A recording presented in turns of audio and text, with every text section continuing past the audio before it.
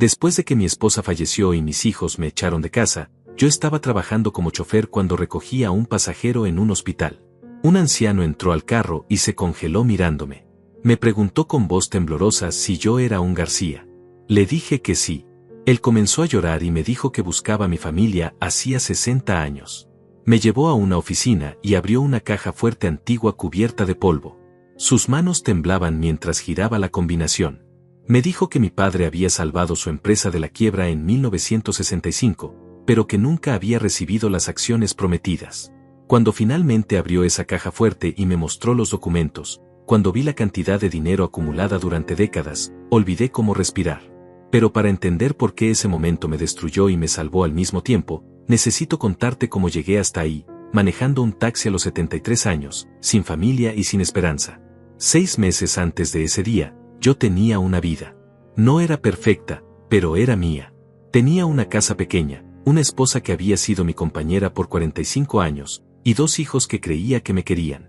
Patricia lo era todo para mí. Cada mañana ella preparaba café con 2 cucharadas de azúcar. Ese olor a café recién hecho era mi rutina, mi consuelo, mi hogar. Cuando el cáncer se la llevó en marzo, en menos de 3 meses, ese olor desapareció para siempre. Y con él se fue todo lo que yo conocía.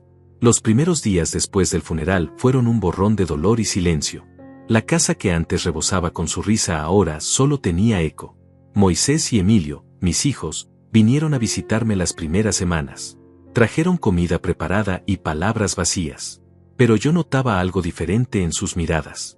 Ya no me veían como a su padre. Me veían como a un problema que necesitaba solución. Y esa solución llegó un martes por la tarde, exactamente un mes después de enterrar a mi esposa. Moisés tocó a mi puerta con papeles en la mano y una expresión fría que nunca le había visto. Me hizo sentarme en la mesa de la cocina. Me explicó que la casa estaba a nombre de Patricia, que legalmente ahora les pertenecía a ellos, que habían decidido venderla porque necesitaban el dinero, sus propias familias, sus propias deudas. Les pregunté dónde esperaban que viviera yo. Emilio, el menor, respondió sin mirarme a los ojos. Dijo que yo debería buscar un apartamento pequeño, algo que pudiera pagar con mi pensión de jubilado. Mi pensión era de $400 al mes. Apenas alcanzaba para comprar comida. Se lo dije con la voz quebrada. Moisés se encogió de hombros. Me dijo que ellos no podían mantenerme, que tenían sus propias responsabilidades. Fue como si me clavaran un cuchillo en el pecho. Mis propios hijos, los niños que cargué en brazos, que llevé a la escuela cada mañana, me estaban echando a la calle como si yo no fuera nada. 2 semanas después, yo estaba viviendo en un cuarto alquilado que costaba $300 al mes. Era del tamaño de un armario. Las paredes eran de un amarillo sucio. Olía a humedad y a los cigarrillos del vecino. La ventana daba a un callejón donde se acumulaba la basura. No había cocina, solo un hornillo eléctrico y un pequeño refrigerador que hacía un zumbido constante. El baño estaba compartido con otros 3 inquilinos. El colchón tenía resortes que se me clavaban en la espalda. Era lo único que podía pagar y aún me quedaban $100 al mes para comida. Las noches eran insoportables. Me quedaba despierto mirando las manchas en el techo, escuchando las peleas de los vecinos a través de las paredes delgadas. Me preguntaba cómo había llegado hasta ahí. 73 años de vida. 45 años de matrimonio. 2 hijos criados con amor. Y ahí estaba yo, solo y abandonado en un cuarto que parecía una celda. Pensaba en Patricia constantemente. Me preguntaba si ella podía verme desde donde estuviera. El hambre no perdona el orgullo. Después de 2 semanas comiendo solo pan y frijoles enlatados, supe que tenía que hacer algo. No podía sobrevivir con $100 al mes. Me registré como conductor en una aplicación de transporte privado. Pensé que nadie me aceptaría. Un viejo de 73 años compitiendo contra jóvenes. Pero me aprobaron en 2 días. Me dieron una calcomanía para el parabrisas y acceso a la aplicación. Eso fue todo. El primer día casi choco 3 veces.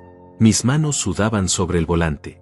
Los pasajeros subían apurados, algunos amables, otros groseros. Yo trataba de concentrarme en no perderme, en no cometer errores. Cada vez que miraba el espejo retrovisor veía a un extraño. Un hombre demacrado con ojeras profundas. Había perdido más de 20 libras desde la muerte de Patricia. Trabajaba 12 horas al día, a veces 14. desde las 6 de la mañana hasta las 8 de la noche. Mis piernas se hinchaban tanto que apenas podía caminar. Mi espalda ardía con un dolor constante, pero no podía parar. Cada viaje significaba 3, 4, 5 dólares. Dejé de comprar cualquier cosa que no fuera necesaria. Nada de café, nada de carne. Solo arroz, frijoles y pan barato. Los domingos eran una tortura especial. Antes eran días sagrados. Patricia cocinaba su famoso pollo asado. Los niños llegaban con sus familias. La casa se llenaba de risas. Ahora los domingos eran solo otro día de trabajo. Otro día de recoger extraños y escuchar fragmentos de sus vidas felices mientras yo me moría por dentro. Familias que iban a almorzar juntas. Parejas de ancianos que se tomaban de la mano. Cada viaje era un recordatorio doloroso de todo lo que había perdido. Pasaron 4 meses así. 4 meses de soledad, cansancio y desesperanza. No recibí ni una sola llamada de mis hijos. Ni un mensaje. Era como si yo hubiera muerto junto con Patricia. Hubo noches en las que consideré rendirme. Pero algo en mí, tal vez el recuerdo de Patricia, me obligaba a levantarme cada mañana y seguir adelante. Fue un jueves por la tarde cuando mi vida cambió para siempre. Recibí una notificación de viaje. Recogida en el Hospital General. Destino al centro. Era una carrera corta, probablemente 8 o 10 dólares. Normalmente evitaba el hospital por el tráfico, pero ese día necesitaba cada centavo. Acepté el viaje y conduje hasta la entrada principal. Estacioné en la zona de recogida y esperé. Pasaron 5 minutos. Luego 10. Estaba a punto de cancelar cuando vi a un anciano salir por las puertas de cristal. Era un hombre mayor, probablemente de mi edad. Caminaba despacio, apoyándose en un bastón de madera oscura que parecía antiguo y costoso. Vestía un traje gris perfectamente planchado, con corbata azul marino y zapatos que brillaban. Su cabello era completamente blanco, peinado hacia atrás con gel. Todo en él gritaba dinero, clase. Me bajé del carro para ayudarlo. Abrí la puerta trasera y extendí mi mano. Él levantó la vista para mirarme y en ese instante todo cambió. Se quedó completamente inmóvil. Su rostro se transformó en una máscara de shock absoluto.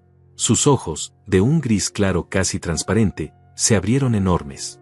Su boca se abrió y el bastón tembló en su mano. Pensé que estaba teniendo un ataque.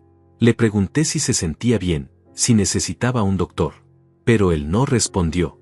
Solo me miraba como si estuviera viendo un fantasma. Finalmente habló. Su voz salió ronca, cargada de emoción.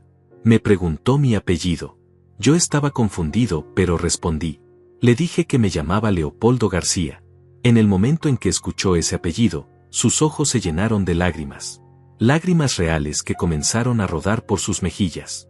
Repitió mi apellido 2 veces, García, García, como si fuera una palabra mágica. Luego me preguntó con voz quebrada si yo conocía a un hombre llamado Héctor García. Sentí que el mundo se detenía. Héctor García era mi padre. Había muerto hacía 30 años de un infarto. Le dije que sí, que Héctor había sido mi padre, pero que falleció hace mucho tiempo. El anciano cerró los ojos con fuerza. Más lágrimas cayeron. Susurró algo en voz baja que no pude escuchar. Luego abrió los ojos y me miró con una expresión que mezclaba alivio, tristeza y culpa. Me dijo con voz firme a pesar de las lágrimas que había estado buscando a mi familia durante 60 años. 60 años. Yo no entendía nada. No conocía a este hombre. Nunca lo había visto. Pero él hablaba como si conociera secretos sobre mi familia que yo ignoraba. Me pidió que por favor no fuéramos al destino original. Que lo llevara a su oficina. Que había algo que necesitaba mostrarme. Algo que había guardado durante 6 décadas esperando este momento. Algo que tenía que ver con mi padre y con una deuda que nunca fue pagada. Yo no sabía qué decir. Mi mente era un torbellino de confusión y miedo. Este hombre, este completo desconocido, estaba llorando frente a mí hablando de mi padre como si lo hubiera conocido íntimamente. Como si guardara secretos de hace 60 años. Le pregunté quién era, qué quería de mí. Él se limpió las lágrimas con un pañuelo blanco que sacó del bolsillo de su traje y me pidió disculpas por la reacción. Me dijo que su nombre era Álvaro y que lo que tenía que mostrarme cambiaría mi vida. Que por favor confiara en él solo 1 hora más. 1 hora de mi tiempo a cambio de respuestas que llevaba esperando toda mi vida sin siquiera saberlo. Algo en su voz, en la sinceridad desesperada de sus ojos, me hizo asentir. Le ayudé a subir al carro. Él se acomodó en el asiento trasero con cuidado, como si cada movimiento le causara dolor.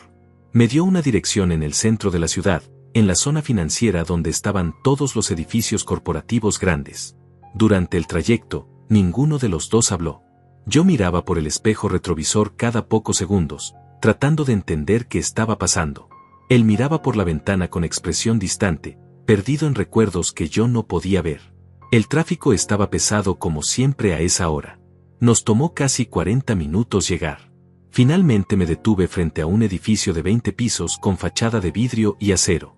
Era el tipo de lugar donde trabajaba gente importante, gente con dinero. Álvaro me pidió que apagara el motor y que lo acompañara adentro. Yo dudé. Todavía no entendía qué estaba pasando. Pero había llegado tan lejos que dar marcha atrás parecía una tontería. Salí del carro y lo ayudé a bajar. Caminamos juntos hacia la entrada principal. El vestíbulo era impresionante. Pisos de mármol brillante, paredes de vidrio, plantas decorativas enormes en macetas de cerámica. Había un guardia de seguridad detrás de un mostrador que saludó a Álvaro por su nombre con respeto evidente. Subimos en un elevador que olía a madera cara y ambientador de lujo. Álvaro presionó el botón del piso 18. Las puertas se cerraron y comenzamos a subir en silencio. Yo podía escuchar mi propia respiración. Mi corazón latía rápido. No sabía si estaba cometiendo un error terrible o si estaba a punto de descubrir algo importante. Las puertas del elevador se abrieron directamente a una oficina privada. No había pasillo ni recepción. Solo una puerta de madera oscura con una placa dorada que decía Álvaro Méndez, presidente. Él sacó una llave del bolsillo y abrió la puerta. Me hizo pasar primero. La oficina era enorme. Ventanas del piso al techo con vista a toda la ciudad. Un escritorio antiguo de madera maciza. Estanterías llenas de libros encuadernados en cuero. Cuadros caros en las paredes. Todo gritaba éxito, poder, dinero acumulado durante décadas.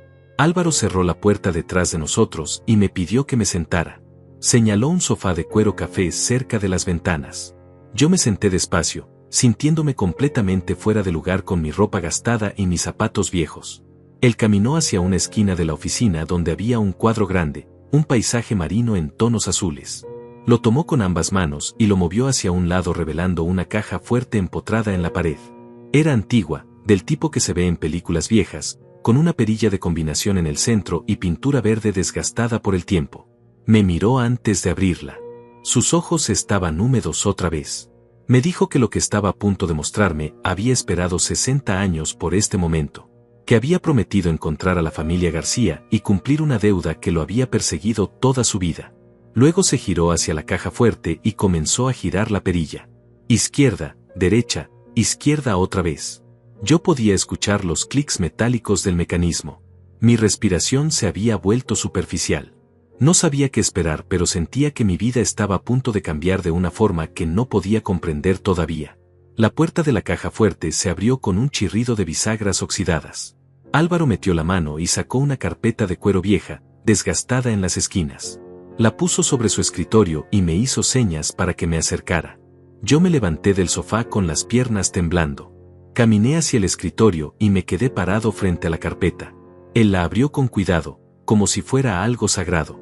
Adentro había documentos amarillentos por el tiempo, fotografías en blanco y negro, y lo que parecían ser certificados de acciones antiguos. Álvaro sacó una fotografía y me la mostró. Era de dos hombres jóvenes parados frente a un edificio pequeño. Uno de ellos era claramente Álvaro, probablemente 50 años más joven, con cabello negro y sonrisa amplia. El otro hombre me hizo contener la respiración. Era idéntico a mí. Los mismos ojos, la misma nariz, la misma forma de la mandíbula. Llevaba un overol de trabajo y tenía una mano en el hombro de Álvaro en un gesto de camaradería. Le pregunté quién era, aunque ya sabía la respuesta. Álvaro me confirmó lo que mi corazón ya sabía. Ese hombre era Héctor García, mi padre. Me senté pesadamente en la silla frente al escritorio. Mis piernas ya no me sostenían. Álvaro se sentó también y comenzó a hablar. Su voz era suave pero clara, contándome una historia que había guardado durante 60 años esperando el momento de compartirla. Me dijo que en 1965 él era un joven empresario de 30 años que había heredado una pequeña fábrica textil de su padre. La fábrica estaba al borde de la quiebra. Había tomado malas decisiones, había confiado en socios equivocados, y de repente se encontró con deudas enormes que no podía pagar. Los bancos le habían negado todos los préstamos. Los acreedores lo amenazaban con demandas. Estaba a punto de perderlo todo. Una noche, desesperado, fue a un bar cerca de la fábrica a ahogar sus penas. Ahí conoció a mi padre. Héctor trabajaba como mecánico en un taller cercano. Era un hombre sencillo, trabajador, con manos callosas y ropa manchada de gris. Pero tenía una honestidad en los ojos que Álvaro nunca había visto. Comenzaron a hablar. Álvaro, borracho y desesperado, le contó toda su situación a este extraño. Le habló de las deudas, de los acreedores, de cómo estaba a punto de perder la empresa de su familia. Mi padre lo escuchó en silencio. Luego hizo algo que Álvaro nunca olvidaría. Le dijo que él tenía ahorros. No mucho, pero algo. Dinero que había estado guardando durante años para comprar una casa algún día. Le ofreció ese dinero a Álvaro, un completo desconocido, para salvar su empresa. Álvaro pensó que era una broma. Nadie hacía eso. Nadie le prestaba sus ahorros de toda la vida a un extraño en un bar. Pero mi padre hablaba en serio. 2 días después se encontraron en un banco. Mi padre sacó $30,000 de su cuenta de ahorros y se los dio a Álvaro en efectivo. $30,000 en 1965. Era una fortuna para un mecánico. Era literalmente todo lo que mi padre tenía. Álvaro, abrumado por la generosidad, le prometió que no solo le devolvería el dinero con intereses, sino que le daría el 30% de las acciones de la empresa. Una vez que la situación mejorara, mi padre sería socio oficial. Firmaron un acuerdo simple, escrito a mano en una servilleta de papel. Mi padre dijo que no era necesario nada más formal. Confiaba en Álvaro. Creía en su palabra. Álvaro usó ese dinero para pagar las deudas más urgentes. Con el respiro financiero, pudo renegociar con otros acreedores. Consiguió nuevos contratos. La fábrica no solo sobrevivió, sino que comenzó a prosperar. En 6 meses ya estaba generando ganancias. En un año había duplicado su tamaño. Álvaro buscó a mi padre para cumplir su promesa. Fue al taller donde trabajaba. Le dijeron que Héctor García había renunciado hacía 2 meses. Nadie sabía a dónde había ido. Álvaro lo buscó por todas partes. Fue a la dirección que tenía en sus archivos, pero la casa estaba vacía. Preguntó a los vecinos. Nadie sabía nada. Era como si mi padre hubiera desaparecido del mapa. Contrató investigadores privados. Puso anuncios en periódicos. Ofreció recompensas. Nada funcionó. Pasaron los años y Álvaro nunca dejó de buscar. Su empresa creció. Se convirtió en una de las corporaciones textiles más grandes del país. Y con cada año que pasaba, el valor de ese 30% de acciones crecía y crecía. Pero Álvaro nunca vendió esas acciones. Las guardó en esta caja fuerte esperando el día en que pudiera encontrar a Héctor García o a su familia. 60 años.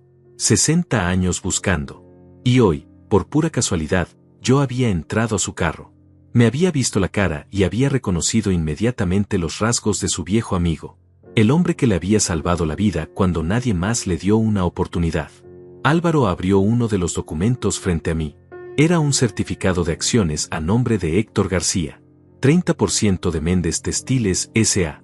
Luego sacó otro documento más reciente. Un estado de cuenta de las acciones. El valor actual. Cuando vi los números, mi visión se nubló.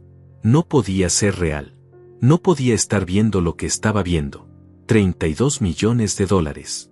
Ese era el valor actual de las acciones que pertenecían a mi padre. $32 millones que habían estado esperando en esa caja fuerte durante 60 años. Yo no podía procesar esos números. No podían ser reales. Tenía que ser un error, una broma cruel, una estafa elaborada. Pero los documentos estaban ahí, oficiales, con sellos legales y firmas de contadores. Todo era legítimo. Todo era real. Mis manos temblaban mientras sostenía el papel. Las letras se movían frente a mis ojos. Álvaro me observaba en silencio, dejándome procesar la información a mi propio ritmo. Intenté hablar, pero no me salían las palabras. Mi garganta estaba cerrada. Sentía que no podía respirar correctamente. Me senté de nuevo en la silla porque mis piernas habían dejado de funcionar. $32 millones. Yo que llevaba meses sobreviviendo con $100 al mes. Yo que comía frijoles y pan barato todos los días. Yo que vivía en un cuarto miserable del tamaño de un armario. De repente era millonario. Álvaro se acercó y puso una mano en mi hombro. Me preguntó si estaba bien, si necesitaba agua o algo más fuerte. Yo negué con la cabeza. No necesitaba agua. Necesitaba entender. Necesitaba saber por qué mi padre nunca me había contado nada de esto. ¿Por qué había desaparecido sin reclamar lo que era suyo? ¿Por qué había muerto siendo un hombre pobre cuando tenía una fortuna esperándolo? Álvaro pareció leer mis pensamientos porque comenzó a hablar antes de que yo pudiera preguntar. Me dijo que durante todos estos años él había pensado mucho en eso. Había desarrollado teorías sobre por qué mi padre desapareció. Tal vez tuvo miedo de tanto dinero. Tal vez no confiaba en el mundo de los negocios. Tal vez algo personal lo obligó a irse de la ciudad rápidamente. Tal vez simplemente era un hombre que valoraba más su tranquilidad que la riqueza. Álvaro nunca supo la respuesta, pero lo que sí sabía era que Héctor García había sido el hombre más honorable que jamás conoció. Un hombre que dio todo lo que tenía para ayudar a un extraño sin pedir nada a cambio. Le pregunté por qué había guardado las acciones todo este tiempo. ¿Por qué no las había vendido o usado después de tantos años sin noticias de mi padre? Álvaro sonrió con tristeza. Me dijo que había hecho una promesa, que un hombre sin palabra no era nada, que todo el éxito que había logrado, todo el dinero que había acumulado, todo lo que tenía se lo debía a mi padre. Sin esos $30,000 en 1965, él habría perdido la empresa familiar. Habría terminado en la calle.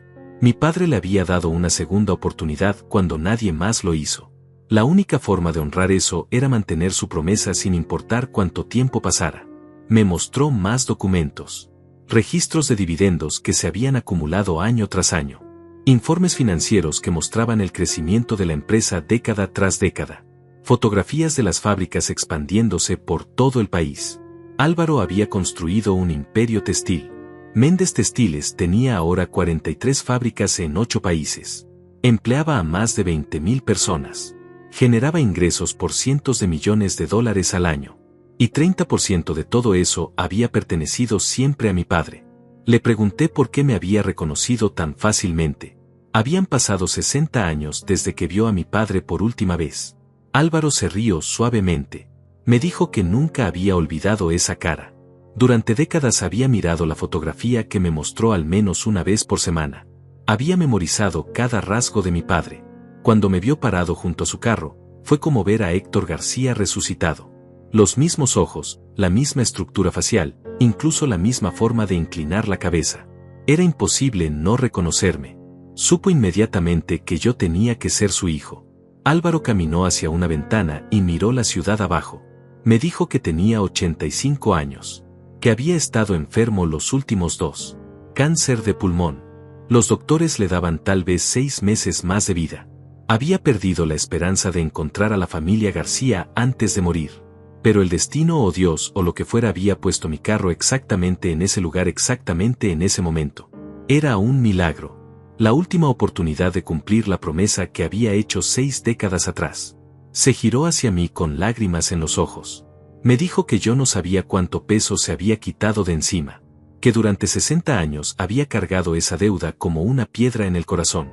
Que cada éxito de su empresa se sentía incompleto porque sabía que no había podido pagarle al hombre que hizo todo posible. Ahora finalmente podía descansar en paz. Podía morir sabiendo que había cumplido su palabra. Que la familia García recibiría lo que siempre le perteneció. Yo no sabía qué decir. Las emociones me abrumaban.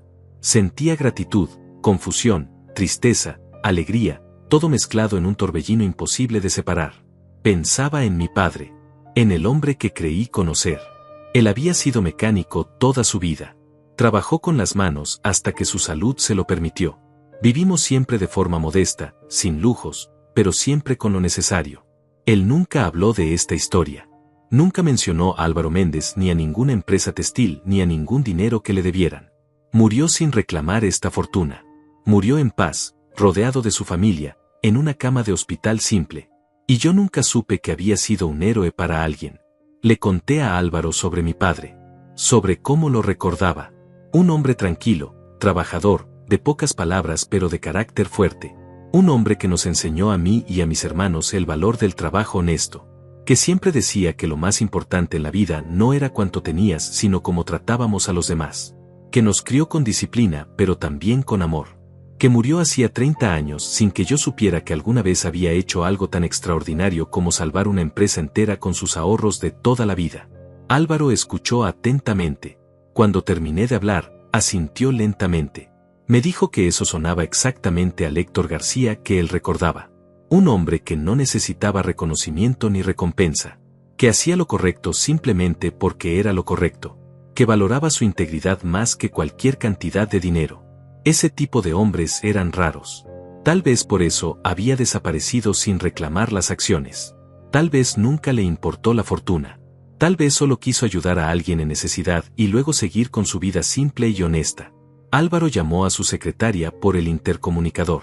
Una mujer de mediana edad llamada Fabiola entró a la oficina con una tablet en las manos. Álvaro le dio instrucciones en voz baja. Ella asintió y salió de nuevo.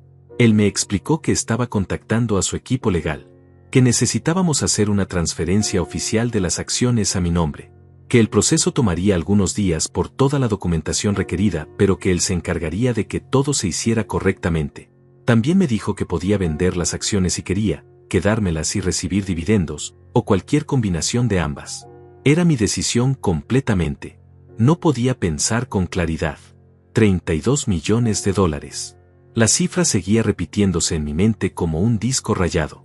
Pensé en mi cuarto miserable, en mi trabajo como chofer, en mis hijos que me habían abandonado, en los últimos 6 meses de sufrimiento y humillación. Todo eso había terminado en un instante. Mi vida había cambiado completamente en menos de una hora. Pero lo más extraño era que lo que más sentía no era felicidad por el dinero. Era una tristeza profunda por mi padre, por no haberlo conocido realmente, por no haber sabido de su heroísmo mientras estaba vivo. Álvaro pareció entender. Me dijo que lo que mi padre había hecho por él no se trataba del dinero. Se trataba del carácter, de la bondad, de la voluntad de ayudar a otro ser humano en su momento más oscuro. Eso no se podía comprar ni vender. Eso era el verdadero legado de Héctor García. Y ese legado vivía en mí porque yo era su hijo. Llevaba su sangre, sus rasgos, probablemente muchas de sus cualidades que aún no había descubierto. El dinero era solo la manifestación física de una deuda moral. Pero la verdadera fortuna era saber que venía de un hombre tan extraordinario. Le pregunté si podía quedarme con la fotografía, la de mi padre y el frente a la fábrica. Álvaro sonrió y me la dio inmediatamente. Me dijo que tenía copias, que esa fotografía había estado en su escritorio durante 60 años, que la había mirado miles de veces recordando al amigo que le salvó la vida. Ahora era justo que yo la tuviera. La tomé con manos temblorosas y la miré de cerca. Mi padre tan joven, con toda la vida por delante, sonriendo sinceramente a la cámara. No sabía en ese momento que acababa de cambiar el destino de otra persona. No sabía que décadas después su acto de bondad seguiría teniendo repercusiones. Solo estaba siendo el mismo, un hombre bueno haciendo una cosa buena. Fabiola regresó a la oficina seguida por un hombre mayor vestido con traje oscuro y portafolio de cuero. Álvaro me lo presentó como Esteban, su abogado personal y director legal de la empresa desde hacía 30 años. Esteban me saludó con un apretón de manos firme y me miró con una mezcla de curiosidad y respeto. Álvaro le explicó rápidamente la situación. Esteban asintió como si esto fuera algo que había esperado durante años. Me di cuenta entonces que probablemente él también sabía de esta historia, que probablemente muchas personas en el círculo cercano de Álvaro conocían sobre la deuda pendiente con Héctor García. Esteban abrió su portafolio y sacó varios documentos. Me explicó con voz profesional pero amable que necesitarían mi identificación oficial, comprobante de domicilio, acta de nacimiento y el acta de defunción de mi padre para procesar la transferencia legal de las acciones. También necesitarían hacer pruebas de ADN para confirmar sin lugar a dudas que yo era hijo de Héctor García. Era procedimiento estándar para transferencias de esta magnitud. No era que dudaran de mi identidad, pero legalmente tenían que cubrirse de cualquier posible cuestionamiento futuro. Le dije que entendía, que haría todo lo que fuera necesario. Esteban sonrió y me dijo que el proceso completo tomaría aproximadamente 2 semanas. Mientras tanto, Álvaro había autorizado que se me adelantara una cantidad para cubrir necesidades inmediatas. $50,000 que se depositarían en mi cuenta bancaria al día siguiente. Yo casi me caigo de la silla. $50,000. Era más dinero del que había visto junto en toda mi vida. Esteban me entregó formularios bancarios para llenar con mi información. Mis manos temblaban tanto que apenas podía escribir. Álvaro se levantó de su silla con esfuerzo, apoyándose en su bastón. Caminó hacia mí y extendió su mano. Cuando la estreché, él puso su otra mano encima formando un apretón cálido de 2 manos. Me miró directamente los ojos y me dijo algo que nunca olvidaré. Me dijo que su vida había sido bendecida el día que conoció a mi padre. Que todo lo bueno que le había pasado después de aquel encuentro en el bar se lo debía a la generosidad de un mecánico que no tenía obligación de ayudarlo. Que había pasado 60 años deseando poder mirar a Héctor García a los ojos y decirle gracias. Que ya no podía hacer eso. Pero que me lo decía a mí. Gracias por ser hijo de ese hombre extraordinario. Gracias por aparecer cuando ya había perdido la esperanza. Gracias por permitirle morir en paz. Se me quebró la voz cuando intenté responder. Le dije que yo era quien debía agradecer. Que no tenía palabras para expresar lo que estaba sintiendo. Álvaro negó con la cabeza. Me dijo que no me agradeciera a él. Que esto no era generosidad de su parte. Era justicia. Era cumplir una promesa. Era pagar una deuda que debió haberse pagado hacía 6 décadas. Él había sido solo el custodio de algo que siempre perteneció a mi familia. Pasé la siguiente hora llenando formularios y respondiendo preguntas de Esteban. Fecha de nacimiento de mi padre, lugar de nacimiento, nombres de familiares, toda la información genealógica que pudiera proporcionar. Esteban tomaba notas meticulosas en su tablet. Me explicó que iniciaría la investigación legal inmediatamente para asegurarse de que no hubiera otros herederos que pudieran reclamar las acciones. Yo le dije que tenía 2 hijos, Moisés y Emilio. Esteban anotó sus nombres y me preguntó si quería incluirlos en la transferencia. Me quedé en silencio por un momento pensando en ellos. En cómo me habían tratado. En cómo me habían echado de mi propia casa sin remordimiento. Le dije a Esteban que no. Que las acciones se transferirían solo a mi nombre. Que ya decidiría después qué hacer con la herencia. Esteban asintió sin juzgar y anotó mi decisión. Álvaro me observaba desde su silla. Creo que entendió que había dolor detrás de esa decisión, pero no preguntó. Simplemente asintió en silencio como dándome su apoyo. Cuando terminamos con los papeles, Álvaro insistió en que Fabiola me llevara de regreso a mi carro que había quedado estacionado frente al hospital. Yo protesté diciendo que podía tomar un taxi, pero él no aceptó negativas. Me dijo que ya había esperado 60 años, que lo menos que podía hacer era asegurarse de que llegara bien a casa. Fabiola era una mujer eficiente y amable. Durante el trayecto me preguntó si estaba bien, si necesitaba que nos detuviéramos en algún lado. Yo le agradecí pero le dije que solo quería llegar a mi carro. Cuando llegamos al hospital y vi mi viejo carro estacionado en la zona de recoger pacientes, me di cuenta de algo surrealista. Hace apenas 2 horas yo era un chofer desesperado que recogía pasajeros para sobrevivir. Ahora era millonario. Nada había cambiado físicamente. El carro era el mismo. Yo era el mismo. Pero todo era completamente diferente. Fabiola me entregó una tarjeta de presentación con el número directo de Esteban y me dijo que lo llamara si tenía cualquier pregunta o necesitaba algo. Me deseó buena suerte y se fue.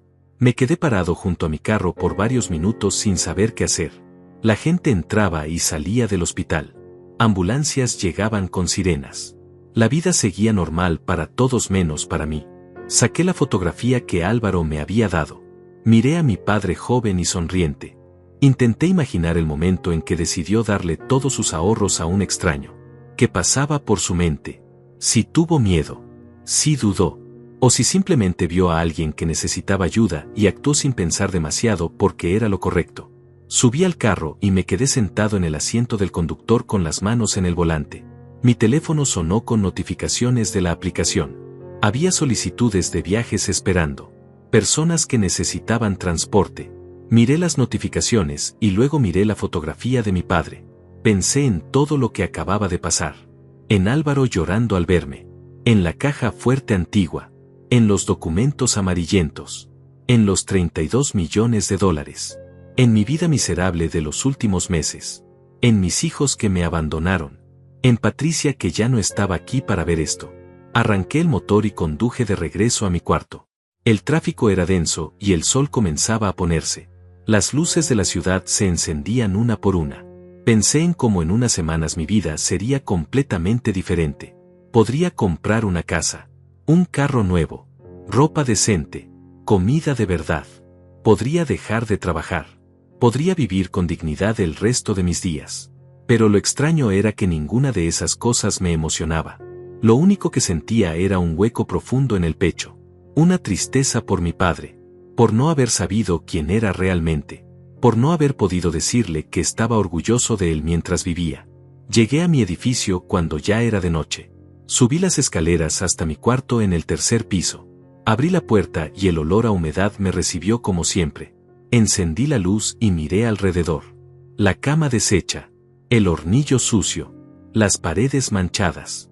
Todo se veía aún más miserable ahora que sabía que pronto me iría de ahí para siempre. Me senté en la cama y puse la fotografía sobre la mesa. Miré a mi padre por largo rato. Finalmente hablé en voz alta aunque no había nadie más en el cuarto. Le dije gracias. Gracias por ser quien fuiste. Gracias por tu bondad. Gracias por darme este regalo sin siquiera saberlo. Gracias por enseñarme con tu ejemplo aunque yo no lo entendí hasta ahora. Llegué a mi cuarto y puse la fotografía de mi padre sobre la mesita junto a la cama. Me quedé mirándola durante horas, tratando de entender quién había sido realmente ese hombre. El mecánico simple que yo conocí era solo una parte de la historia. Había otra dimensión de él que nunca había visto. Un hombre capaz de dar todo lo que tenía para ayudar a un extraño. Un hombre cuyo acto de bondad había viajado a través de 6 décadas para encontrarme en mi momento más oscuro. Las horas pasaron lentas. Cada vez que cerraba los ojos veía el rostro de Álvaro llorando, los documentos amarillentos, los números imposibles. $32 millones. Las palabras se repetían en mi mente como una oración.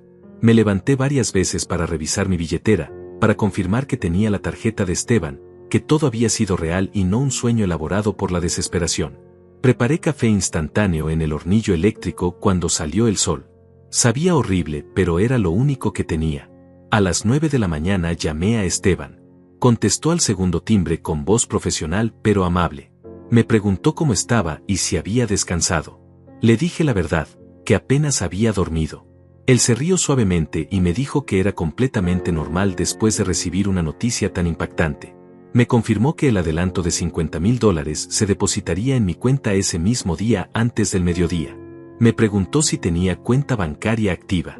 Le dije que sí, aunque apenas tenía $15 en ella. Esteban me pidió que fuera a su oficina esa tarde para comenzar con la documentación formal. Necesitaba llevar mi identificación oficial, acta de nacimiento si la tenía, y cualquier documento que probara mi relación con Héctor García. Yo tenía muy poco. Mi credencial de elector desgastada, un acta de nacimiento vieja que había guardado por años sin razón particular, y algunas fotografías de mi padre de cuando yo era niño. Esteban me aseguró que eso sería suficiente para empezar, que su equipo se encargaría de conseguir el acta de defunción y otros documentos oficiales necesarios. Pasé la mañana organizando los pocos papeles importantes que tenía. Estaban guardados en una caja de zapatos polvoriento debajo de la cama. Encontré el acta de nacimiento doblada y amarillenta por el tiempo.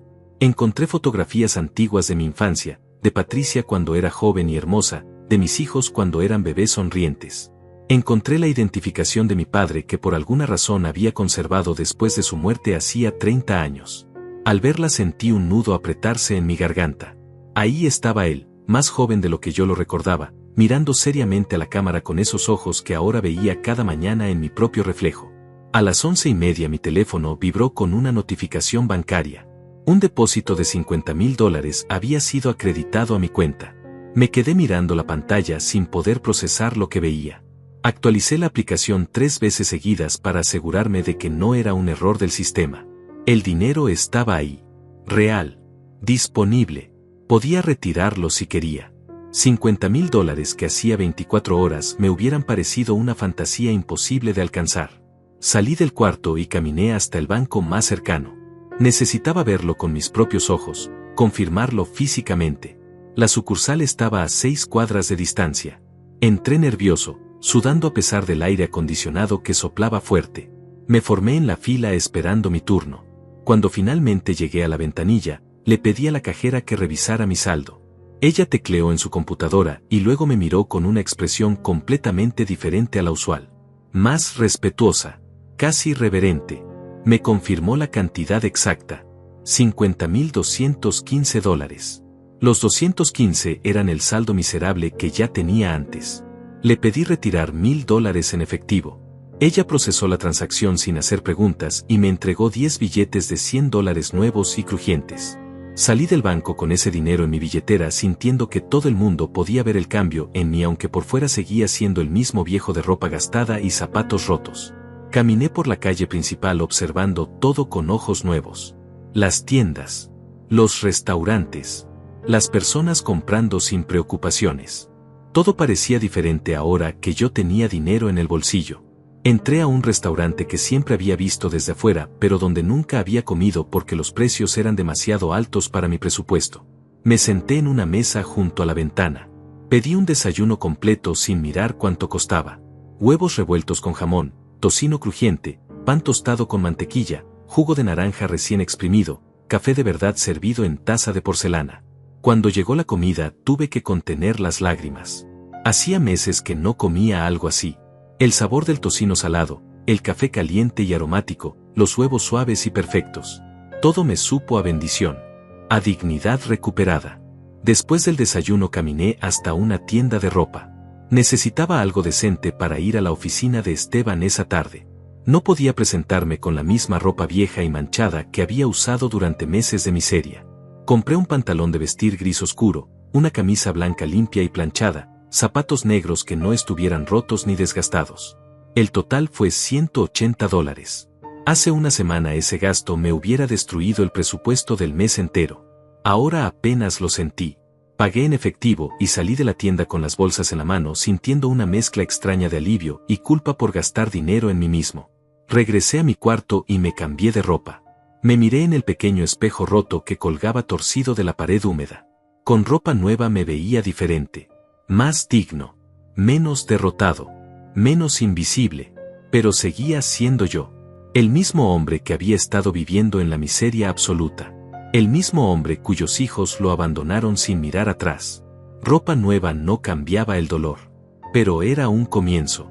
Un primer paso hacia algo mejor. Tomé un taxi hacia la oficina de Esteban. Estaba en el mismo edificio imponente donde había estado el día anterior con Álvaro, pero en un piso diferente. La recepcionista elegante me esperaba con una sonrisa profesional. Me llevó directamente a una sala de juntas amplia con mesa de caoba y sillas de cuero. Esteban ya estaba sentado con varios documentos organizados frente a él.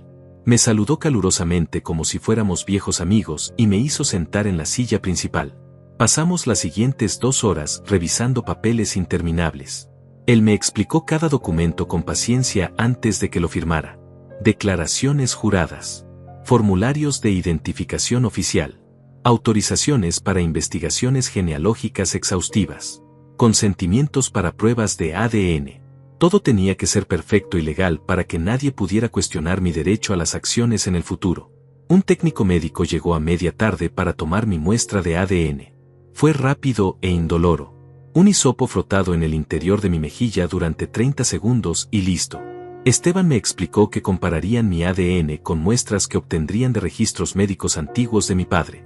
El hospital donde murió hacía 30 años conservaba archivos de todos los pacientes fallecidos. Sería suficiente para confirmar sin ninguna duda la relación genética directa. Los resultados tardarían aproximadamente una semana en procesarse. Mientras tanto, Esteban y su equipo habían comenzado a investigar profundamente la historia de mi padre. Habían encontrado registros de empleo antiguos mostrando que Héctor García efectivamente trabajó como mecánico en varios talleres de la ciudad entre 1960 y 1980. Habían encontrado su acta de matrimonio con mi madre fallecida. Habían encontrado nuestras actas de nacimiento, la mía y la de mis 2 hermanos que murieron jóvenes. Todo coincidía perfectamente con la historia que Álvaro había contado con lágrimas en los ojos. No había fraude. No había error. Todo era completamente legítimo. Esteban me preguntó sobre mi situación actual con genuina preocupación en su voz. Le conté todo sin omitir detalles dolorosos. Sobre Patricia y el cáncer que se la llevó en 3 meses. Sobre Moisés y Emilio echándome de mi propia casa para venderla. Sobre el cuarto miserable donde vivía por $300 al mes. Sobre trabajar como chofer a los 73 años solo para poder comer algo cada día. Él escuchó en silencio absoluto, asintiendo ocasionalmente con expresión seria. Cuando terminé mi historia, Esteban se inclinó hacia adelante y me dijo algo que me llenó de esperanza. Me dijo que todo ese sufrimiento terminaría muy pronto, que en 2 semanas máximo yo tendría acceso completo y legal a las acciones heredadas, que podría venderlas todas si quería liquidez inmediata, vender solo una parte, o quedárselas completamente y vivir de los dividendos anuales generosos. Me explicó que los dividendos anuales de ese paquete de acciones eran aproximadamente de $2 millones cada año. 2 millones sin tener que vender nada, sin tocar el capital principal. $2 millones al año. Yo que había vivido con una pensión de $400 al mes. Yo que había comido frijoles y pan durante meses para sobrevivir. No podía procesar esos números. Era como si me estuvieran hablando en otro idioma. Esteban debió notar mi expresión de shock porque se detuvo y me preguntó si necesitaba agua o un momento para procesar la información. Asentí y él llamó a su asistente para que trajera agua fría. Bebí despacio tratando de calmar mi mente acelerada. Esteban esperó pacientemente sin presionarme. Cuando finalmente recuperé algo de compostura, él continuó explicándome las opciones. Me recomendó fuertemente contratar a un asesor financiero personal de confianza. Me dio una lista con nombres de 3 profesionales que trabajaban con clientes de alto patrimonio. Personas que podrían ayudarme a manejar la fortuna de manera inteligente y protegerla de malas decisiones o estafadores que inevitablemente aparecerían cuando supieran de mi nueva situación. También me advirtió sobre algo importante. Me dijo que no tomara decisiones apresuradas impulsadas por la emoción del momento, que no comprara cosas grandes inmediatamente, que no le contara a mucha gente sobre el dinero todavía, que dejara que la realidad se asentara durante algunas semanas antes de hacer cambios drásticos en mi vida. Me explicó que había visto casos de personas que heredaban fortunas y las perdían en meses por tomar decisiones estúpidas demasiado rápido. No quería que yo fuera una de esas historias tristes. Le agradecí el consejo y le prometí que sería cuidadoso. Luego le pregunté algo que me había estado molestando desde el día anterior. Le pregunté por Álvaro. ¿Cómo estaba después de nuestro encuentro? Si había sido demasiado para él emocionalmente considerando su condición de salud delicada. Esteban sonrió con tristeza pero también con algo de paz en sus ojos. Me dijo que Álvaro estaba mejor de lo que había estado en años. Que el cáncer seguía avanzando implacablemente pero que ahora podía enfrentar la muerte sin ese peso enorme en su conciencia. Me contó que Álvaro había llamado a su familia la noche anterior para contarles la noticia. Sus hijos y nietos. Les había contado toda la historia de Héctor García y de cómo finalmente había encontrado a su familia después de 60 años de búsqueda constante. Había llorado de felicidad al teléfono. Les había dicho que podía morir en paz ahora que había cumplido la promesa más importante de su vida. Esteban me dijo que Álvaro me agradecía profundamente por haber aparecido exactamente cuando lo hice, que lo consideraba un milagro. La respuesta a 60 años de oraciones desesperadas. Le pedí a Esteban que le dijera a Álvaro algo de mi parte, que yo también estaba agradecido más allá de las palabras, que entendía perfectamente lo que había hecho al mantener esa promesa durante 6 décadas, que honrar su palabra de esa manera era algo extraordinario y raro en este mundo, que mi padre había elegido bien a quien ayudar aquel día en el bar. Esteban me prometió que le transmitiría el mensaje palabra por palabra. Salí de la oficina cerca de las 5 de la tarde. El sol todavía brillaba fuerte en el cielo despejado. La ciudad vibraba con el tráfico denso de hora pico. Miles de personas regresando a sus casas después del trabajo. Caminé sin rumbo fijo durante un buen rato, solo pensando en cómo mi vida había cambiado completamente en menos de 48 horas. En cómo el acto de bondad de mi padre hacía 60 años había viajado a través del tiempo para rescatarme en mi momento más oscuro y desesperado. Era como si él hubiera sabido de alguna manera que algún día yo necesitaría ese regalo. Como si hubiera plantado una semilla invisible que finalmente estaba dando frutos décadas después de su muerte. Me detuve en una plaza pequeña y me senté en una banca bajo un árbol grande. Saqué la fotografía que Álvaro me había dado. Miré a mi padre joven sonriendo junto a su amigo. 2 hombres que no sabían que estaban creando una historia que duraría toda una vida. Pensé en todas las veces que había visto a mi padre trabajando en el taller mecánico cuando yo era niño. Sus manos siempre sucias de gris. Su ropa manchada. Su espalda doblada sobre los motores. Nunca se quejaba.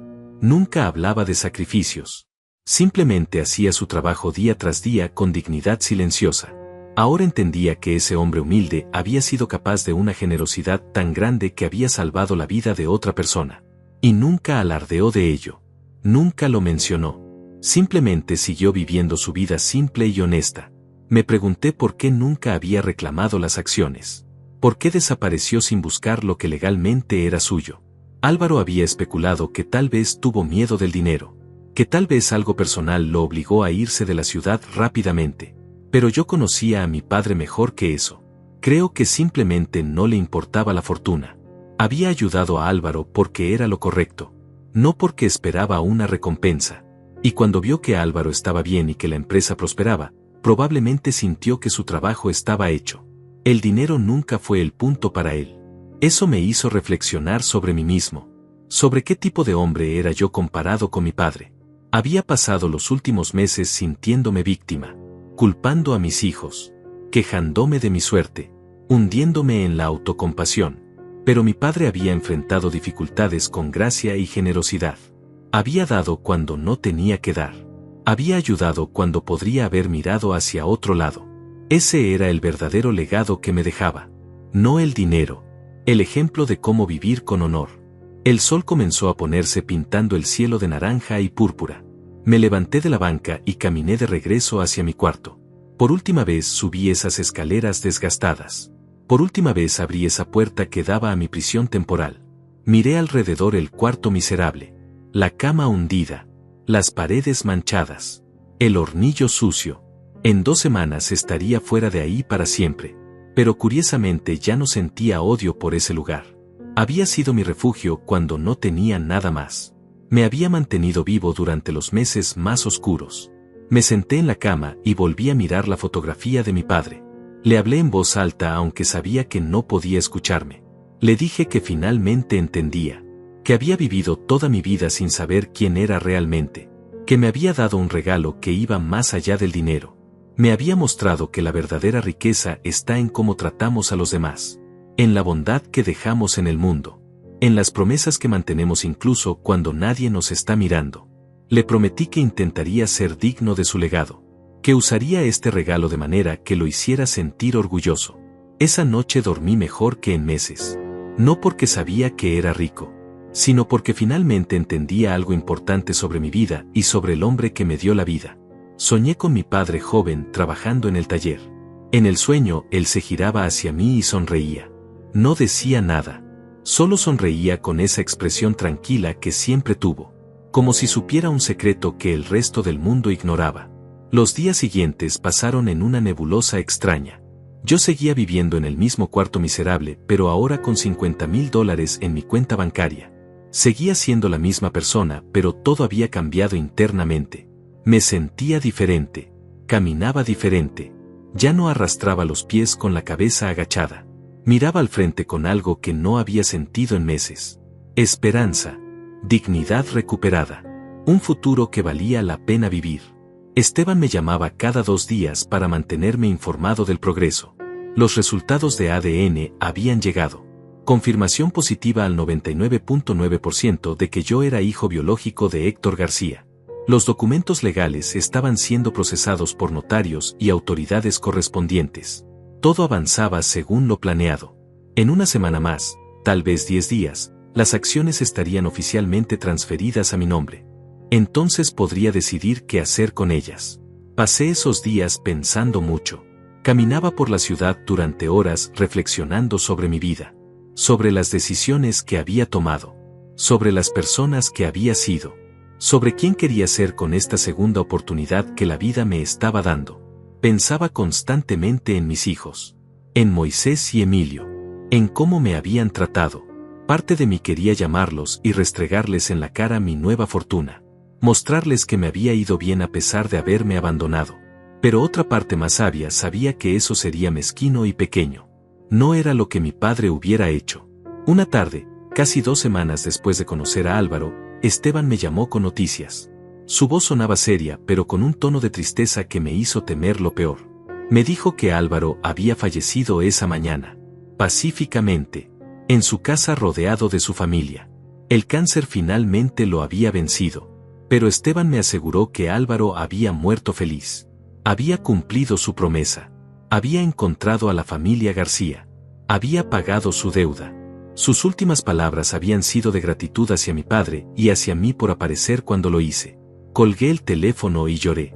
Lloré por un hombre que apenas había conocido durante una hora, pero que había cambiado mi vida completamente. Lloré por la amistad que había tenido con mi padre hace 60 años. Lloré por la promesa mantenida durante toda una vida.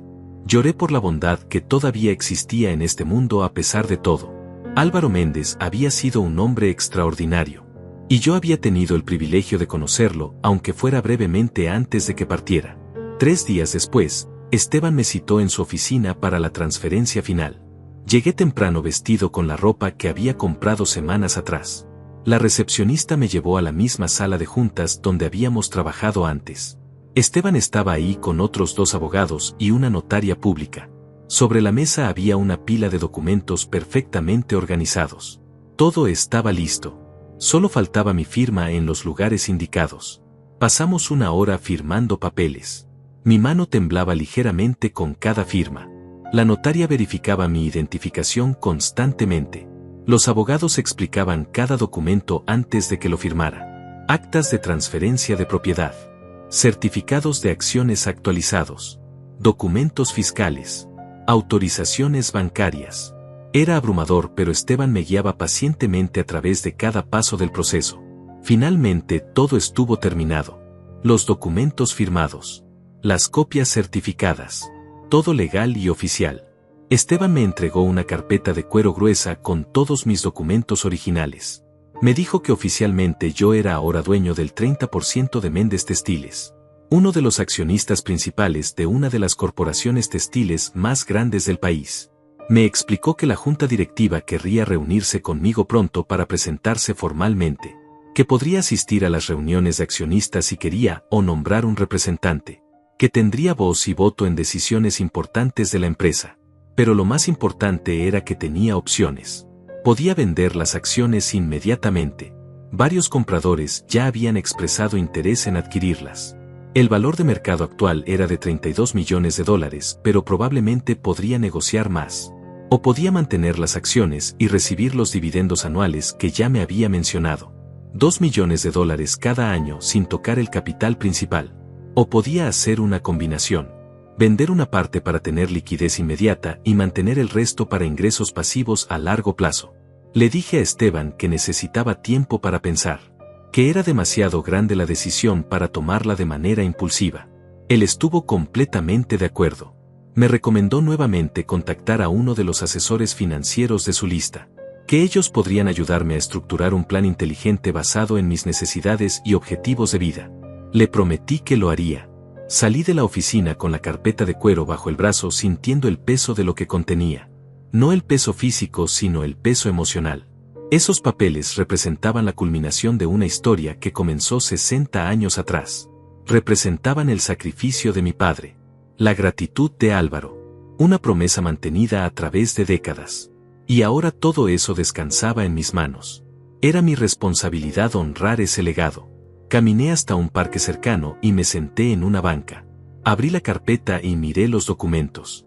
Mi nombre escrito en cada uno. Leopoldo García, propietario de millones. Era surrealista. Hace un mes estaba manejando un taxi 12 horas al día para comprar frijoles. Ahora era millonario. Pero lo extraño era que no sentía euforia descontrolada. Sentía algo más profundo. Responsabilidad. Gratitud. Un deseo de hacer algo significativo con este regalo. Pensé en lo que Álvaro me había dicho aquel primer día. Que mi padre había valorado su integridad más que cualquier cantidad de dinero. Que había ayudado sin esperar recompensa. Ese era el verdadero mensaje.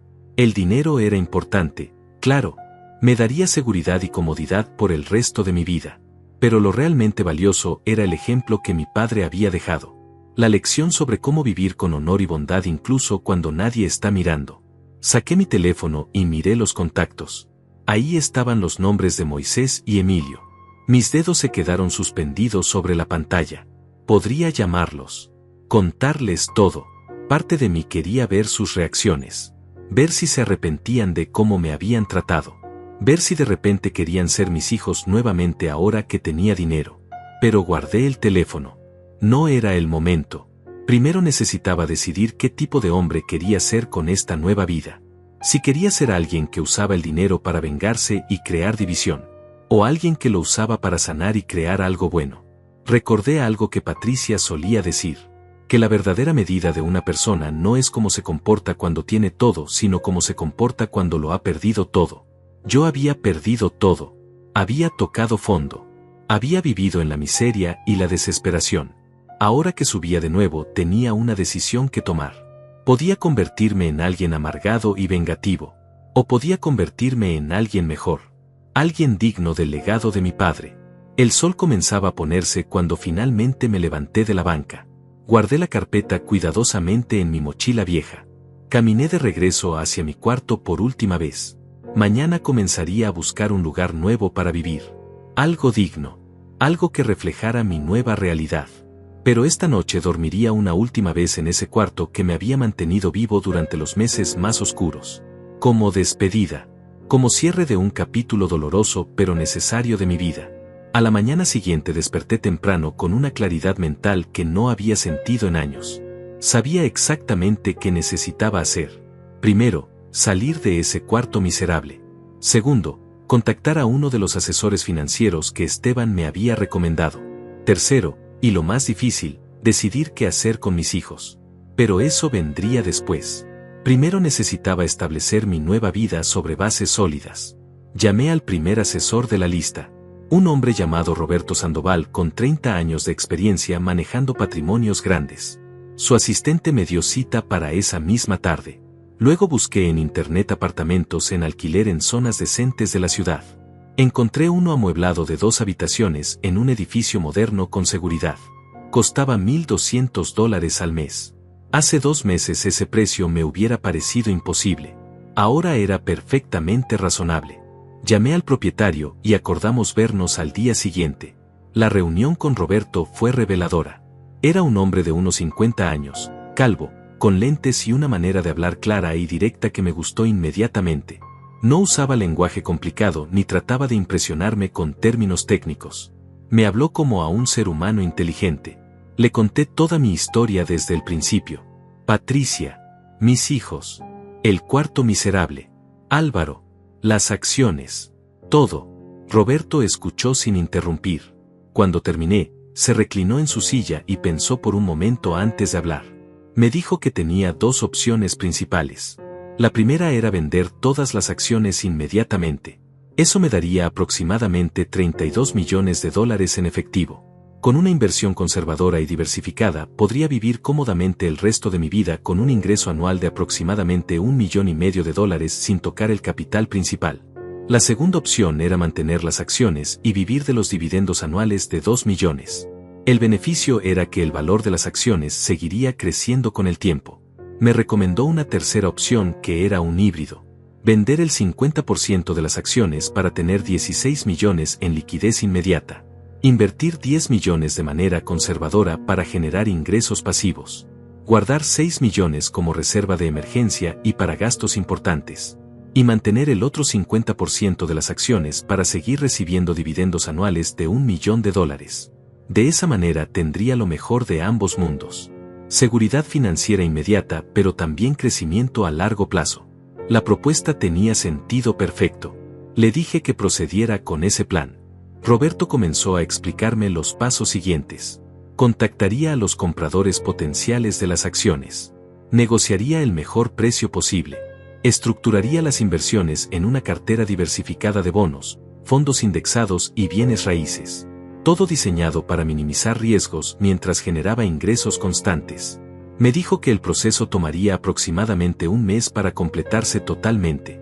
Durante ese mes mi vida cambió de maneras que nunca hubiera imaginado. Me mudé al apartamento nuevo. Era hermoso, limpio, luminoso, con ventanas grandes que dejaban entrar el sol. Tenía una cocina real donde podía cocinar de verdad. Un baño privado con agua caliente constante. Una cama cómoda que no me clavaba resortes en la espalda. Por primera vez en meses dormí toda la noche sin despertarme con dolor. Compré ropa nueva. No ropa cara de marca, sino ropa decente y cómoda. Compré comida de verdad. Carne fresca, verduras, frutas, cosas que había olvidado que existían. Cada comida se sentía como una celebración pequeña. Recuperé el peso que había perdido. Mi cara dejó de verse demacrada y gris. Cuando me miraba al espejo veía a una versión de mí mismo que creía haber perdido para siempre.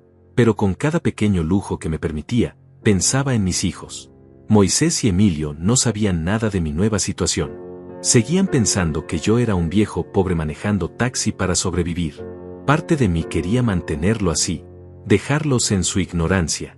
Pero otra parte más grande sabía que eventualmente tendría que enfrentarlos. No por ellos sino por mí.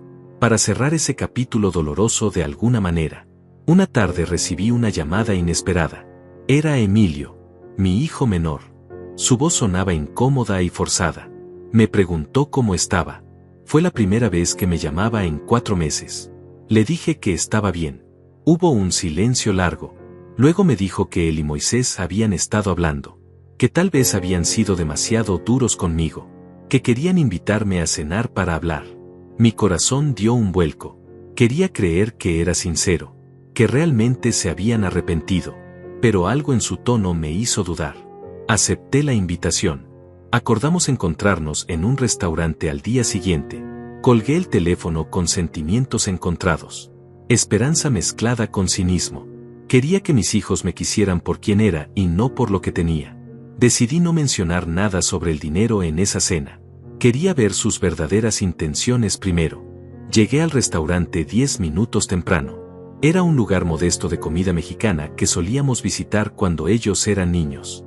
Eso me dio algo de esperanza. Tal vez habían elegido ese lugar específicamente por los recuerdos. Moisés y Emilio llegaron juntos 5 minutos después. Se veían incómodos. Nos saludamos con abrazos torpes y nos sentamos en una mesa al fondo. Los primeros minutos fueron de conversación superficial. El clima, el tráfico, pequeñeces sin importancia. Luego Moisés respiró profundo y comenzó a hablar.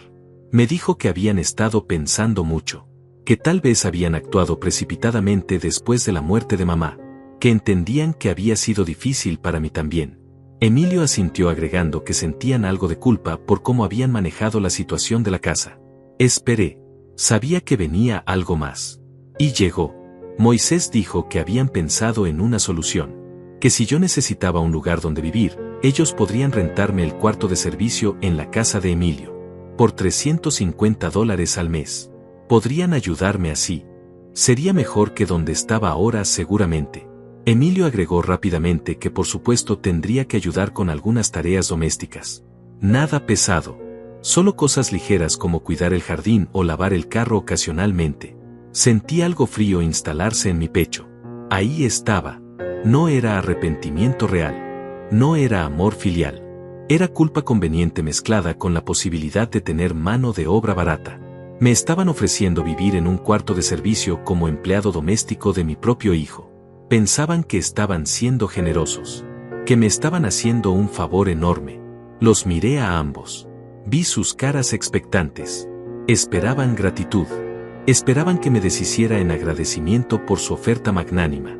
Sentí una calma extraña apoderarse de mí. Sonreí y les dije que agradecía la oferta pero que no sería necesario. Que había encontrado un lugar decente donde vivir.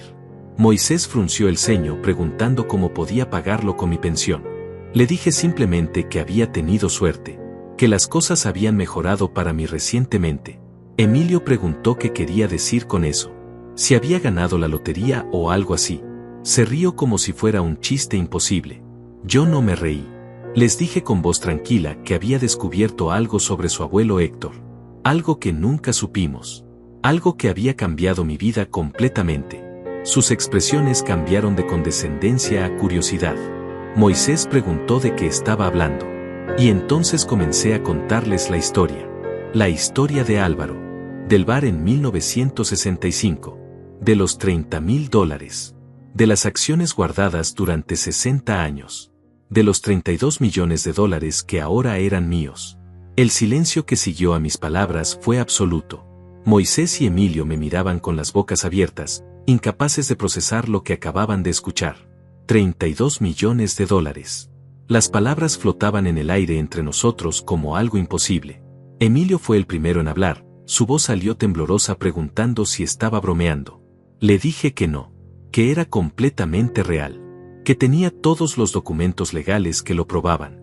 Moisés se inclinó hacia adelante con los ojos brillantes. Comenzó a hablar rápido, casi tropezándose con sus palabras. Dijo que eso era increíble, que la familia había recibido una bendición enorme, que teníamos que celebrar, que necesitábamos hacer planes sobre cómo manejar todo ese dinero juntos como familia. Emilio asintió entusiasmado, agregando que ellos podrían ayudarme a administrarlo, que no debía preocuparme por nada, que cuidarían de mí y de la fortuna.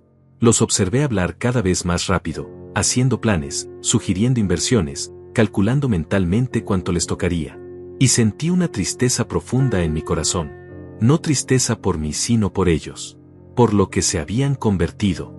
Por cómo el dinero había transformado instantáneamente su desprecio en falso afecto. Hace 5 minutos me ofrecían un cuarto de servicio como si fuera caridad. Ahora querían administrar mi fortuna como familia unida. Levanté mi mano interrumpiéndolos. El silencio cayó otra vez. Les dije con voz tranquila pero firme que necesitaba que escucharan algo importante. Que cuando ustedes me echaron de mi casa hace 4 meses, cuando me dijeron que buscara un apartamento con mi pensión miserable, cuando me abandonaron sin mirar atrás, yo toqué fondo. Viví en un cuarto del tamaño de un armario que olía a humedad.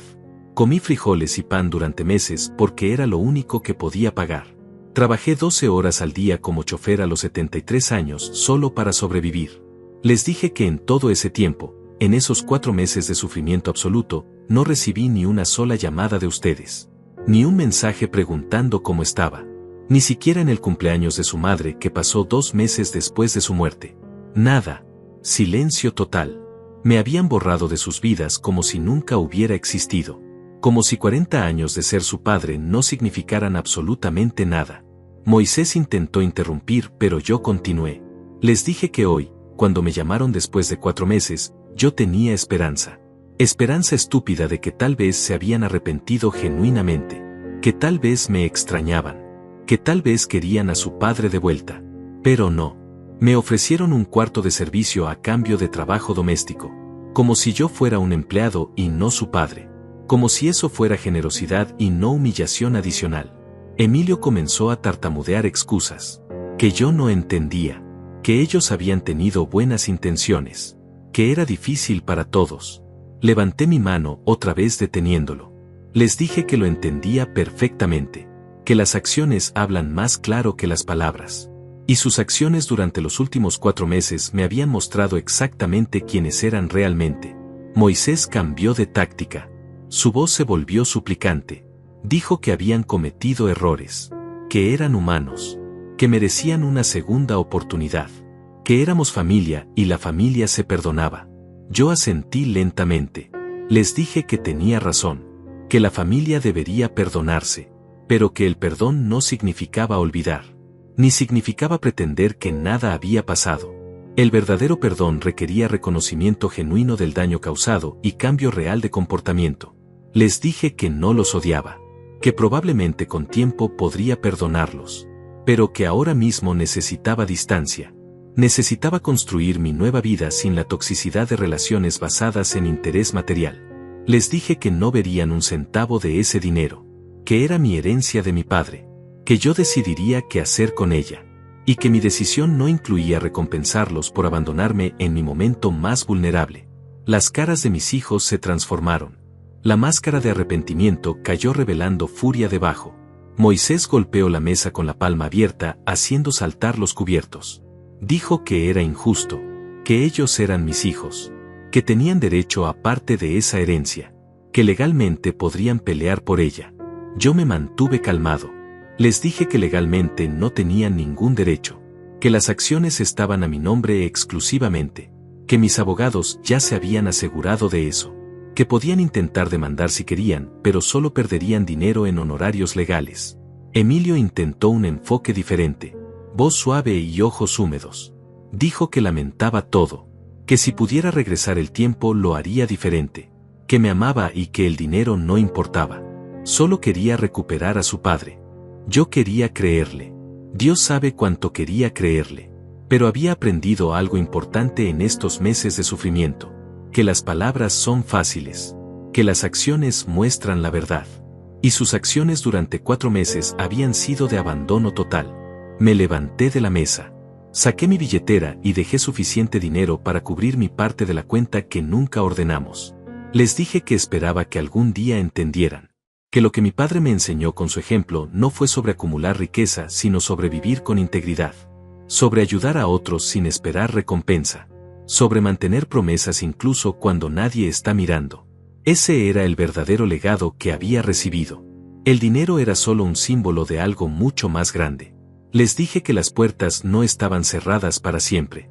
Que si algún día mostraban arrepentimiento genuino, si demostraban con acciones y no solo palabras que habían cambiado, tal vez podríamos reconstruir algo. Pero que sería en mis términos.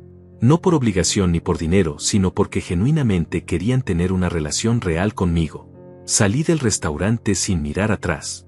Escuché a Moisés gritando algo detrás de mí, pero no me detuve. Subí a mi carro, uno nuevo que había comprado la semana anterior, y conduje de regreso a mi apartamento. Por primera vez en meses me sentí libre. Libre del dolor. Libre de las expectativas. Libre de la necesidad de aprobación de personas que no la merecían. Esa noche me senté en mi balcón con una taza de café real mirando las luces de la ciudad. Pensé en mi padre. En Álvaro.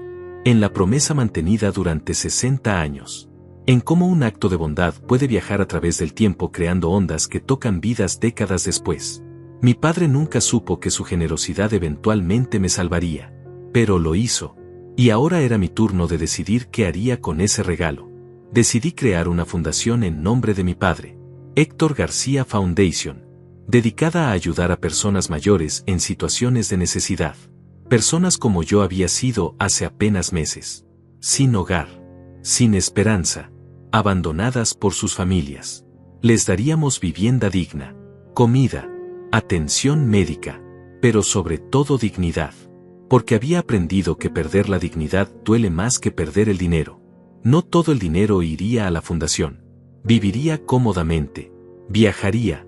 Disfrutaría los años que me quedaran.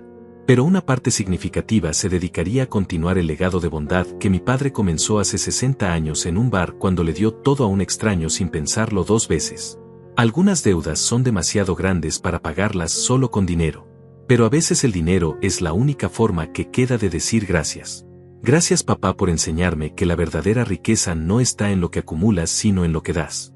Gracias Álvaro por mantener tu promesa cuando hubiera sido fácil olvidar. Y gracias a la vida por darme esta segunda oportunidad de vivir con propósito y significado. El resto de mis días los dedicaré a honrar el legado de 2 hombres extraordinarios que me mostraron que la bondad nunca muere. Solo espera el momento perfecto para florecer.